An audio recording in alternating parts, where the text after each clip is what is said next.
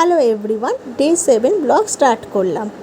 আজকে সকালবেলা মেয়েকে স্কুলে ছেড়ে দিয়ে আসার সময় রোদটাকে বেশ উপভোগ করছিলাম।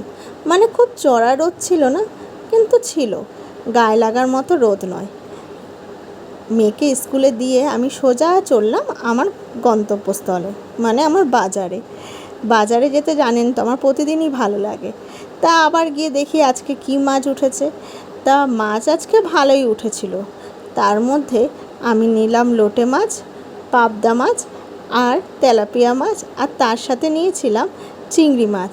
চিংড়ি মাছটা আমাদের ঘরে একটু বেশিই যেন চলে, সব কিছুতে একটু চিংড়ি হলে বেশ ভালোই লাগে।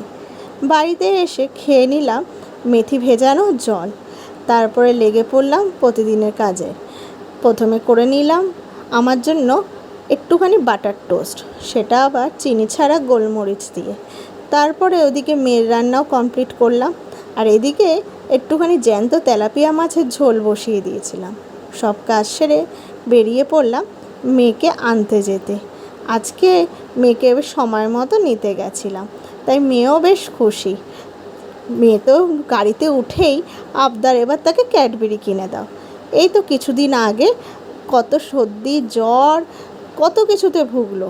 ডাক্তারের রেস্ট্রিকশন করে দিয়েছে, নো বাইরের মিল্ক আর নো ক্যাডবেরি। তারপরেও তার বায়না যায় না।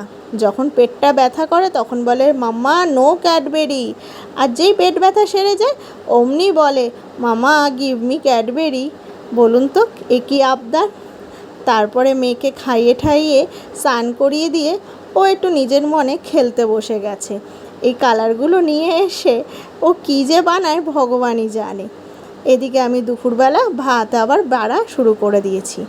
আজকে ছিল কুমড়ো ভাজা, নিম পাতা দিয়ে আলু সেদ্ধ মাখা, ওইদিকে মুগ ডাল, ধনে পাতা দিয়ে আর তেলাপিয়া মাছের ঝোল। মেয়ে বসে বসে বলছে এইগুলো নাকি সব ও খেয়ে নেবে।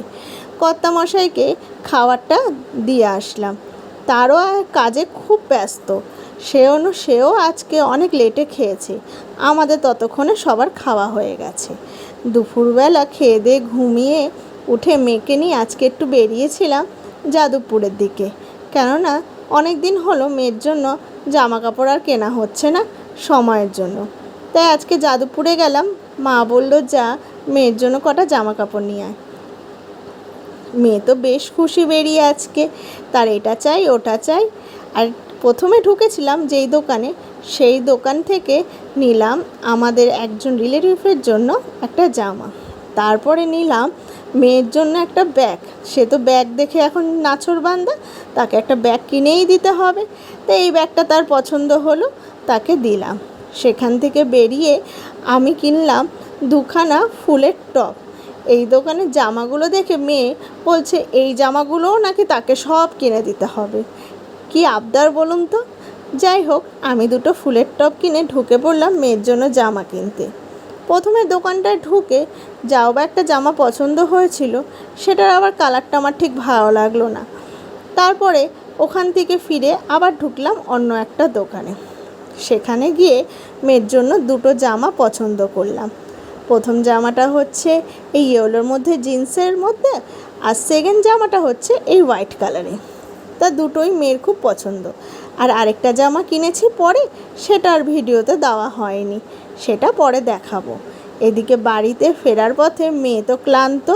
যাই হোক, বাড়িতে এসে মেয়েকে ফ্রেশ করে খাইয়ে দাইয়ে শুয়ে দিলাম। আজ পর্যন্ত ভিডিওটা এতখানি। Bye bye everyone.